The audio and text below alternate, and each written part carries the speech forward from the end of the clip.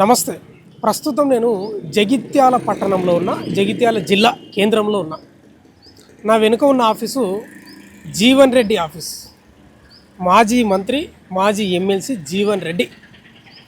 తెలంగాణ రాష్ట్రంలో పొలిటికల్ సర్కిల్లో ఒకటే అంశం తెరపైన ఉంది. ఇప్పుడు మాజీ ఎమ్మెల్సీ జీవన్ రెడ్డి పార్టీ మారబోతున్నాడనే అంశమే తెరపైన ఉంది. అవి యూట్యూబ్ ఛానల్ అనుకోండి, మెయిన్ స్ట్రీమ్ ఛానల్ అనుకోండి, ఇక బీఆర్ఎస్లోకి పోతున్నాడు అనే చర్చ జోరుగా కొనసాగుతుంది. మనం వచ్చినాం, సరాసరి జగిత్యాల టౌన్కి వచ్చినాం.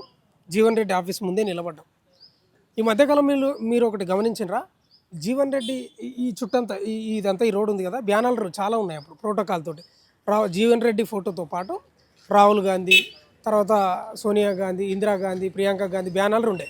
కానీ ఆ బ్యానర్లు అన్నీ తొలగించి కేవలం ఒక బ్యానర్ పెట్టాడు. తెలంగాణ రాష్ట్ర ప్రజానికానికి శ్రీ పరాభవ నామ సంవత్సర ఉగాది శ్రీరామనవమి హనుమాన్ జయంతి శుభాకాంక్షలతో మీ జనజీవనుడు అని ఈ బ్యానర్లు పెట్టారు.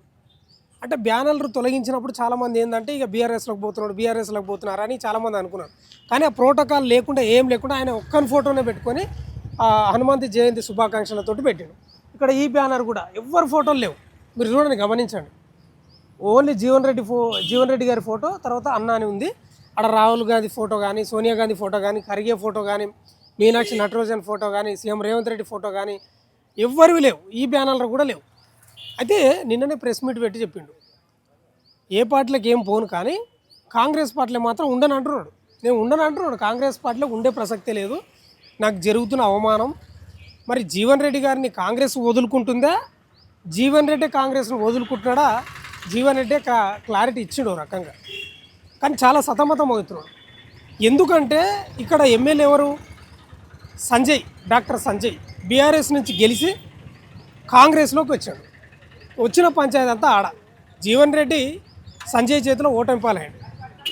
ఇప్పుడు అది జీర్ణించుకోలేని జీవన్ రెడ్డి అసలు ఆయనకి ఎట్లా ప్రాధాన్యత ఇస్తారు? మొన్న మున్సిపల్ ఎన్నికల్లో కూడా జీవన్ రెడ్డి అభ్యర్థులు చాలామంది గెలిచినారు. మున్సిపల్ చైర్మన్ పదవి కావాలంటే ఎమ్మెల్యే సంజయ్ బీఆర్ఎస్ నుంచి గెలిచి కాంగ్రెస్లోకి వచ్చిన ఎమ్మెల్యే సంజయ్ అనుచరునికి వాళ్ళ వర్గానికి ఇచ్చిండ్రు. అది జీర్ణించుకోలేని జీవన్ రెడ్డి చాలా తీవ్ర ఆగ్రహంగా ఉన్నాడు. సర్కిల్లో కొన్ని వార్తలు తిరుగుతూనే ఉన్నాయి. అవి ఏం వార్తలు అంటే, ఆ కేటీఆర్ తోటి ఫోన్లో మాట్లాడిండు, కేసీఆర్ తోటి ఫోన్లో మాట్లాడిండు, ముహూర్తం 25వ తారీఖు ఉంది అని రకరకాల వార్తలు ఉన్నాయి. రకరకాల వార్తలు. జీవన్ రెడ్డి అయితే క్లారిటీ ఇచ్చిండు, నేనైతే ఉండను, కాంగ్రెస్లో ఉండను, కానీ ఏ పార్టీలకైతే ఏం పోను, కానీ ఉండను అంటున్నాడు. చూద్దాం, మనం వచ్చినాము, జీవన్ రెడ్డి గారితో మాట్లాడించే ప్రయత్నం కూడా చేసినాం, కానీ కొంత నిరాకరిస్తున్నాడు. చాలామంది వాళ్ళ అనుచరులు ఉన్నారు, మాట్లాడించే ప్రయత్నం చేద్దాం. ప్రోటోకాల్ లేకుండా ఓన్లీ బ్యానర్లు చించేసినప్పుడు మీరు కార్యకర్తలు అనుచరులుగా ఇక బీఆర్ఎస్లోకి పోతాడు అనే చర్చలు బాగా వచ్చినాయి మీడియాలో. కానీ ప్రోటోకాల్ ఏం లేవు. రేవంత్ రెడ్డి ఫోటో, రాహుల్ గాంధీ ఫోటోలు, ఓన్లీ జీవన్ రెడ్డి గారి ఫోటో, హనుమాన్ జయంతి శుభాకాంక్షలతో సీతారాముల వాళ్ళి బ్యానర్ పెట్టారు. ఏంది ప్రధాన ఉద్దేశం, ఏమనుకుంటున్నారు మీరు అనుచరులుగా? మేము ఇప్పటివరకు అయితే ఏమనుకోలేదు. మా జీవనన్న కోరిక మేరకు మేము శ్రీరామనవమి అని అది పెట్టుకున్నాం అన్నట్టు, అంతే తప్ప దాంట్లో పార్టీ మారాలి అది మారాలని మాత్రం అది వరకు అయితే చెప్పలే, అన్నగారు చెప్పలేదు, మేము కూడా అనుకోలేదు.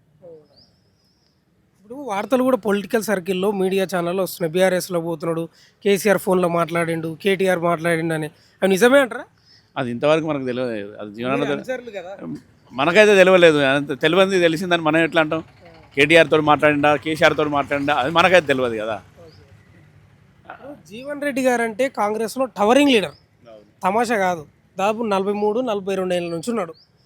అసలు బీఆర్ఎస్లోకి పోవడానికి మీరు నిజంగా జీర్ణించుకుంటారా, ఒప్పుకుంటారా? ఇక మనం మనసు చచ్చిపోయినాక దాంట్లో ఉండు ఎందుకని చెప్పి అనుకుంటారా ఉంటారా, అది మనకు తెలియదు కదనే.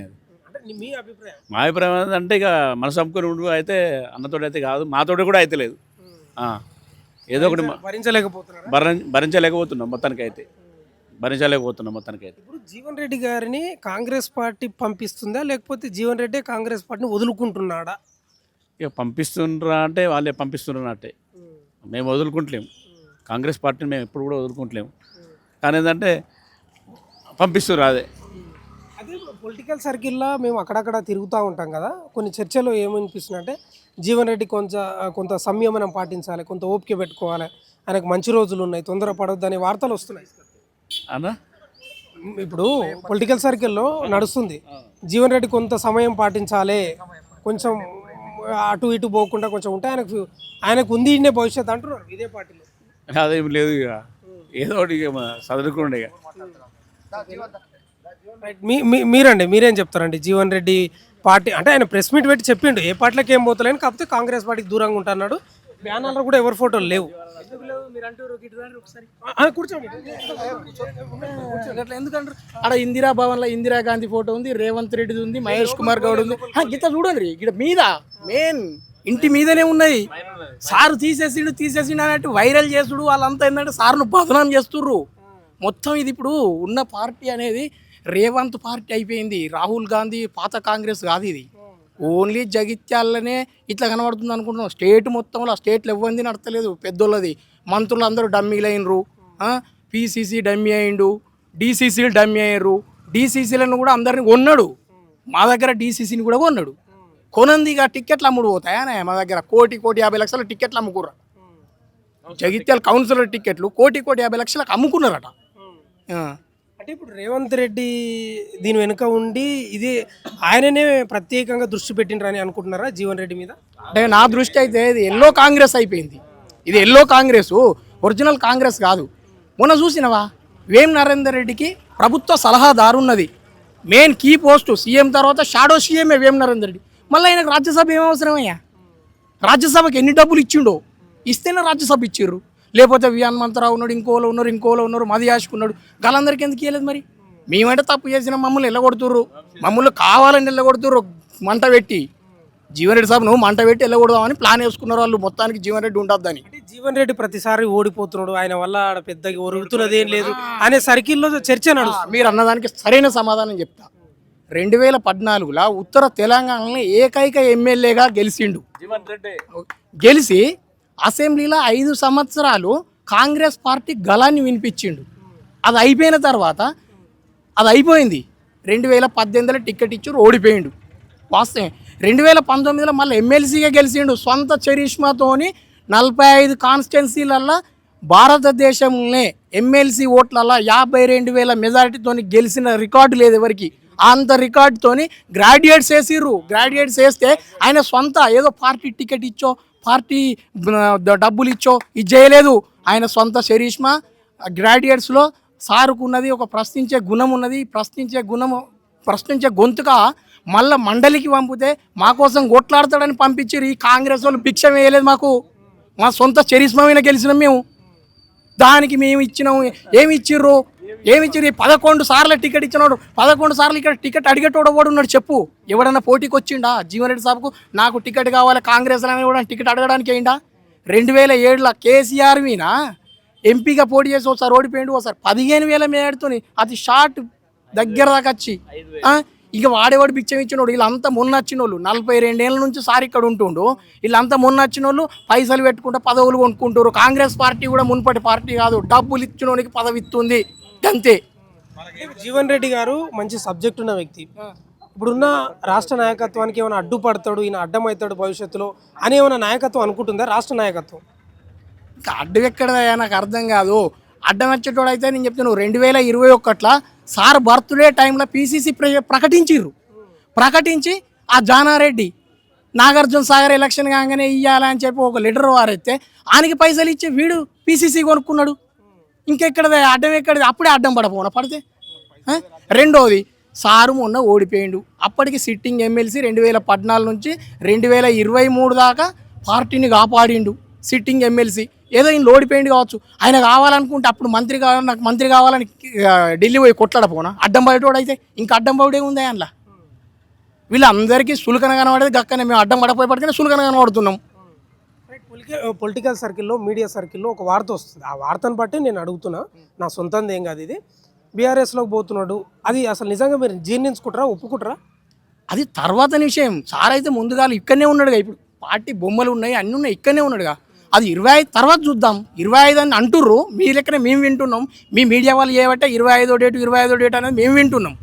మేము కూడా స్టేటస్లు పెట్టుకుంటున్నాం, కానీ మీరు అన్నదాన్ని మేము పెట్టుకుంటున్నాం. అది 25 తర్వాత ఏం జరుగుతుందో చూద్దాం, వేచి చూడండి మీరు కూడా. రేవంత్ రెడ్డి ప్రత్యేకంగా పిలిచి సమావేశం అయితే ఏమవుతుంది? ఎవరు జీవన్ రెడ్డి దగ్గర ప్రత్యేకంగా జీవన్ రెడ్డి గారిని పిలిచి ఎక్కడో దగ్గర సమావేశం పెట్టి ఏం జరుగుతుంది, ఎందుకు ఇట్లా వార్తలు వస్తున్నాయని ఎందుకు పెట్టలేకపోతున్నాడు? అది పత్రికా ముఖంగా మీరే ఒకసారి సీఎంని అడగండి, అడగండి పత్రికా ముఖంగా సీఎంని మీరే అడగండి ఏమని. మీరు జీవన్ రెడ్డి గారిని పిలిచి ఎందుకు మాట్లాడలేకపోతున్నారు సీఎం గారు అని అడగండి, పీసీసీని అడగండి.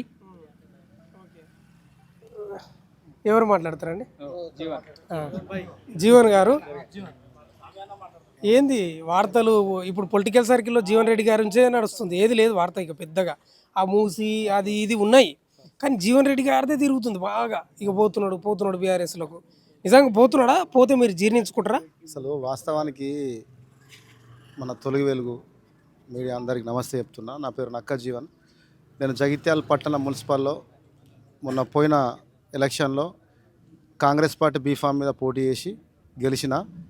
అదేవిధంగా టీఆర్ఎస్ కేసీఆర్ గారి గవర్నమెంట్లో వాళ్ళు చేసినటువంటి పరిస్థితులను బట్టి అప్పుడు మేము ఎదురుండి కాంగ్రెస్ పార్టీ బీఫామ్ పొందిన గెలిచిన కాబట్టి నా వార్డు అభివృద్ధికి కానీ నా పని నేను చేసుకుంటూ ప్రజల దీవెనలతోని ముందుకెళ్ళడం జరిగింది. మేము 10 సంవత్సరాలు కేసీఆర్ గారు గవర్నమెంట్ ఉన్నప్పుడు పరిస్థితులు ఏ విధంగా ఉన్నాయి జగిత్యాల, అదేవిధంగా ఉత్తర తెలంగాణ రాష్ట్రంలో అని అన్ని మీడియాలో తెలుసు. ఇవాళ ఏం జరిగిందంటే మేము 10 ఏళ్ళకి వెళ్ళే కాంగ్రెస్ పార్టీ జెండా పట్టుకొని కాంగ్రెస్ పార్టీ అభ్యున్నతి కోసం, బలోపేతాని కోసం జీవన్ రెడ్డి గారి నాయకత్వంలో పనిచేస్తూనే వచ్చినాం. ఏం ఆశాపడలే, ప్రలోభాలకు లొంగలే, అదేవిధంగా ఆర్థికంగా మీకు ఏమో ఇస్తామని లొంగలేదు. సరే అదొకటి అయిపోయింది. ఇవాళ రేవంత్ రెడ్డి గారు ఇవాళ కాంగ్రెస్ పార్టీకి ఒక పెద్ద దిక్కుగా వచ్చిండు. చాలా సంతోషం అనిపించింది. రేవంత్ రెడ్డి గారు వచ్చిరు కదా, ఆయన ఒక యువ నాయకుడు, ఉర్రూతలు ఊగిస్తుడు తెలంగాణలో. కేసీఆర్ పైన అసలు కేసీఆర్ గారి మీద అంటే మాట్లాడేటువంటి కేపబిలిటీ ఉన్న వ్యక్తి. నిజంగా ఆయన ఒక కాంగ్రెస్ పార్టీ వస్తుందనే సందర్భంలో మేము ఆయన నాయకత్వం బలపరచడం కోసం ఈ ప్రాంతాల్లో మేము కష్టపడ్డాం. అదేవిధంగా ఆయన పాదయాత్రలో కూడా మేము తోడ్పడ్డాం. రాష్ట్ర గవర్నమెంట్ను ఎట్లా కింద మీద చేసైనా కానీ ఉడగొట్టాలని ప్రయత్నంలో మాదొక చిన్న అవగింజంతనో లేకపోతే ఏదో సంథింగ్ మా ప్రయత్నం ఉన్నది. దేవుని దయ వల్ల కాంగ్రెస్ ప్రభుత్వం ఫామ్ అయింది. ఆ సందర్భంలో ఈ ప్రాంతం నుంచి వెళ్ళే ఉత్తర తెలంగాణకు ఒక గుండెకాయగా ఉన్నటువంటి జీవన్ రెడ్డి గారు ప్రజల తీర్పును ఆయన ఎప్పుడు కూడా తిరస్కరించలేదు. ప్రజలైన దేవుళ్ళు అంటాడు. అదేవిధంగా రైతుకు సంబంధించిన అంశాల మీద కానీ విద్యార్థులకు కానీ అన్ని రకాలుగా ఆయన ఒక మంచి నాయకుడు. ఆయన ఎప్పుడు కూడా ఓటినా గెలిచినా ఇందిరాగాంధీ గారి ఆలోచన ప్రకారం, అదేవిధంగా రాజ్యాంగాన్ని అనుసరించి రాహుల్ గాంధీ గారు భారత ప్రధాని కావాలని చెప్పి కోరుకునే వ్యక్తులలో ఈ తెలంగాణ రాష్ట్రంలో మొట్టమొదటిసారిగా జీవన్ రెడ్డి గారు వస్తారు. ఎందుకంటుందంటే ఇప్పుడు జీవన్ రెడ్డి గారు టవరింగ్ లీడరే జగిత్యాలలో, అందరికీ తెలిసిన విషయమే. కురువృద్ధుడు ఓ రకంగా. ఎందుకు ఈ పరిస్థితి వచ్చింది? మనకి ఎవరు వెనక ఉన్నారు దీని వెనుక? అయితే ఏం జరిగిందంటే జీవన్ రెడ్డి గారికి ఏ పరిస్థితి ఏం కూడా కాలేదు. ఆయన బాధ, ఆయన ఆవేదన ఏదో పదవి కోసం నాకు పదవి వస్తేనే నేను ప్రజల మధ్యలో ఉంటున్నటువంటి వ్యక్తిత్వం కాదనేది. పార్టీ సిద్ధాంతాల కోసం పనిచేసేటువంటి వ్యక్తి అతను. ఇవాళ ఏం జరిగింది? సరే ఓడిపోయినాం, తప్పేముంది? కొరట్లో ఓడిపోలేరా? కాంగ్రెస్ పార్టీ అక్కడ పనిమలు వేసుకుంటలేరా? జగిత్యాల ఓడిపోయినాం, ప్రజల తీర్పు ఒప్పుకున్నాం. ఇవాళ కాంగ్రెస్ గవర్నమెంట్కు మేము ఒక కన్నతల్లిగా ఆదరించి మేము ఇంత ప్రయత్నం చేస్తే నేనున్న ఒక ఎస్సీ మాదిగ సామాజిక వర్గానికి చెందిన వ్యక్తిని అప్పుడు టీఆర్ఎస్ గవర్నమెంట్లో నేను పోటీ చేసి భారీ మేడతో గెలిచిన జీవన్ రెడ్డి గారి నాయకత్వంలో పనిచేసిన. ఇవాళ అదే నా ప్రాంతం నుంచి వెళ్ళే మా మిత్రుడికి బీఫామ్ కావాలి కాంగ్రెస్ పార్టీ దాన్ని పోతే, పోయినసారి వాళ్ళు టీఆర్ఎస్ నుంచి బీఫామ్ పొందినోనికి కాంగ్రెస్ పార్టీ బీఫామ్ వాళ్ళు ఇచ్చి కాంగ్రెస్ పార్టీ బీఫామ్ మీద ఆయన పోటీ చేసే హక్కు ఉంటుంది ఎక్కడన్నా? బీఆర్ఎస్ గవర్నమెంట్లో కార్యకర్త ఉన్న వ్యక్తి పోయినసారి బీఫామ్ తీసుకొని ఓడిపోయాడు బీఆర్ఎస్ది. మళ్ళీ ఇప్పుడు కాంగ్రెస్ పార్టీ వాళ్ళ నాయకుడు, ఇక్కడున్న స్థానిక ఎమ్మెల్యే గారు సంథింగ్ ఏదో వాళ్ళ నాయకుడు ప్రభుత్వంతో కలిసి పనిచేస్తుండే ఏమో జరుగుతుంది. అంత మాత్రాన కాంగ్రెస్ పార్టీకి సంబంధించిన నాయకత్వం డీసీసీ గారు కానీ ఎవరు కానీ బీఫామ్ల విషయంలో జరిగిన అన్యాయాన్ని మా సారు తట్టుకోలేకపోయాడు. కార్యకర్తకు అన్యాయం జరిగితే మా సారు తట్టుకోలేకపోయాడు. ఎంత బాగా అనిపిస్తుంది. మీరే చూసిర్రు, ఆపిల్ గుర్తుకు ఓటేయండి, అదేవిధంగా ఏసీ గుర్తుకు ఓటేయని పరిస్థితి తీసుకొచ్చినటువంటి నాయకత్వమేనా? కార్యకర్త ఉసురు ఎంత డేంజర్ ఉంటుంది, ఎంత బాగా అనిపిస్తుంది.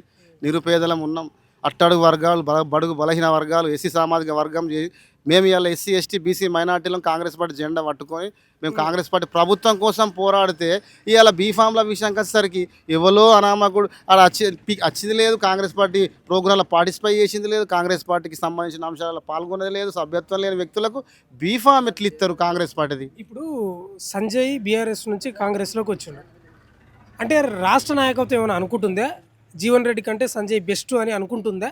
సార్ నేను ఒకటి సార్ మీరు తప్పనుకోరు ఒప్పనుకోరు, రాష్ట్ర నాయకత్వము లోపం ఉన్నదా మీడియాకు తెలుసు, ప్రజలకు తెలుసు.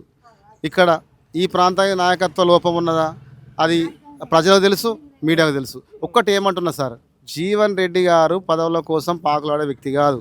ఆ పదవులు ఉన్నా లేకున్నా ఆయన కమిట్మెంట్తోని కాంగ్రెస్ పార్టీలో పనిచేసిర్రు. ఇలా మా బాధ అంతేంది, సార్ ఏం చెప్పిండు, డీసీసీ ప్రెసిడెంట్ కూడా కాంగ్రెస్ పార్టీ జెండా మోసినటువంటి సీనియర్ నాయకులకే రావాలని చెప్పి ఒక వ్యక్తి పేరు ప్రకటించారు, వచ్చింది దేవుని దయ వల్ల. అదేవిధంగా చైర్పర్సన్ కూడా కాంగ్రెస్ పార్టీ జెండా మోసుకున్న కావాలని కోరుకున్నాడు. అదేవిధంగా వార్డులలో 50 వార్డులు ఉన్నాయి సార్, 50 వార్డులలో రిజర్వేషన్ దామాషా ప్రకారంగా ఎవరి రిజర్వేషన్ వాళ్ళకు ఉన్నది. ఇప్పుడు కాంగ్రెస్ పార్టీ ప్రభుత్వం ఉన్నప్పుడు కాంగ్రెస్ పార్టీ బీఫామ్లో ఓలకు రావాలి సార్, మీరే చెప్పు. స్వచ్ఛందంగా ఒకటి వ్యక్తిగతంగా పార్టీలు గోట్ల కొని బీఫామ్ జెండా పట్టినోనికి కాంగ్రెస్ పార్టీ బీఫామ్లు వస్తాయా? ఇంత మునుపు బీఆర్ఎస్ పార్టీలో పనిచేసి బీఆర్ఎస్ పార్టీకి వెళ్ళి బీఫామ్ పొంది ఓడిపోయిన మరి స్పీకరు బీఆర్ఎస్లో ఉన్నాడు, ఆయన కాంగ్రెస్లో లేడని తీర్పిచ్చిండు కదా. నేను స్పీకర్ గారి కొడుకు కంటే చిన్న వయసు నాది, ఒకటి దండం పెడుతున్నా స్పీకర్ గారికి. స్పీకర్ గారు ఏమన్నారంటే వాళ్ళు బీఆర్ఎస్ ఎమ్మెల్యేలు అంటారు, ఇక ఆయన విజ్ఞత, ఆయన సీనియర్ నాయకులు.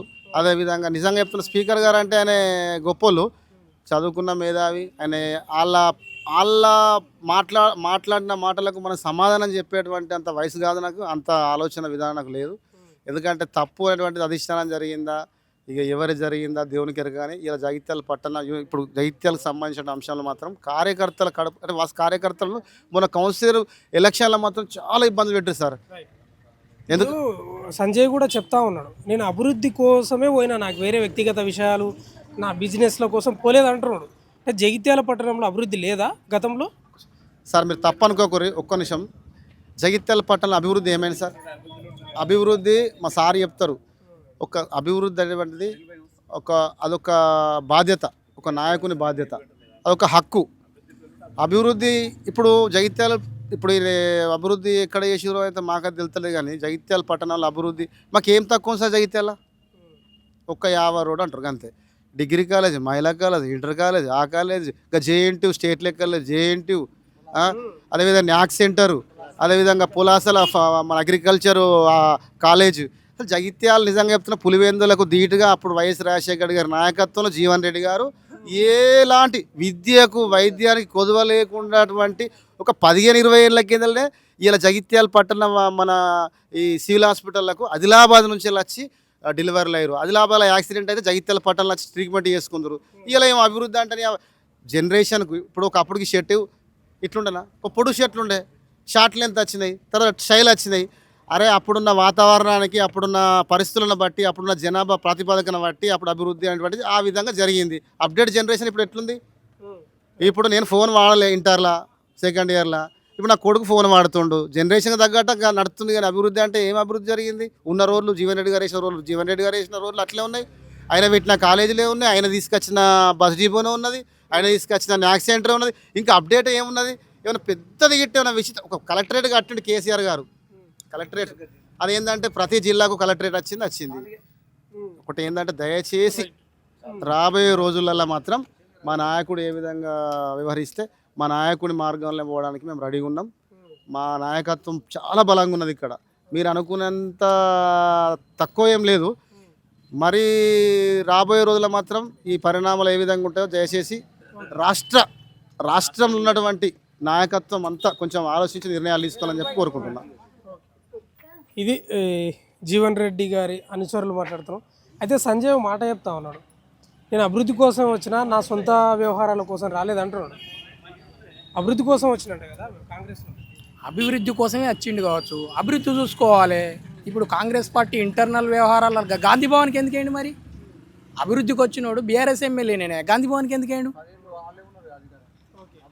అవునా కాదా? గాంధీ భవన్కి ఎందుకండి మరి?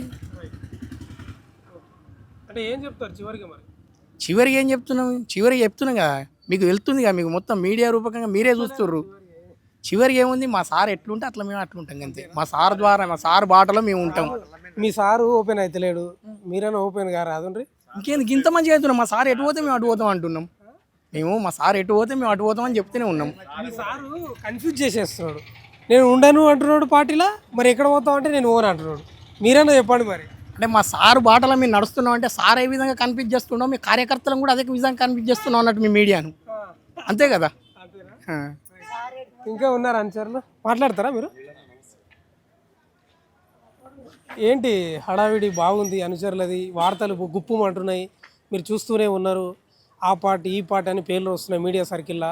అసలు పార్టీలకు నిజంగా ఏదైనా పార్టీలకు పోతున్నాడా లేదా?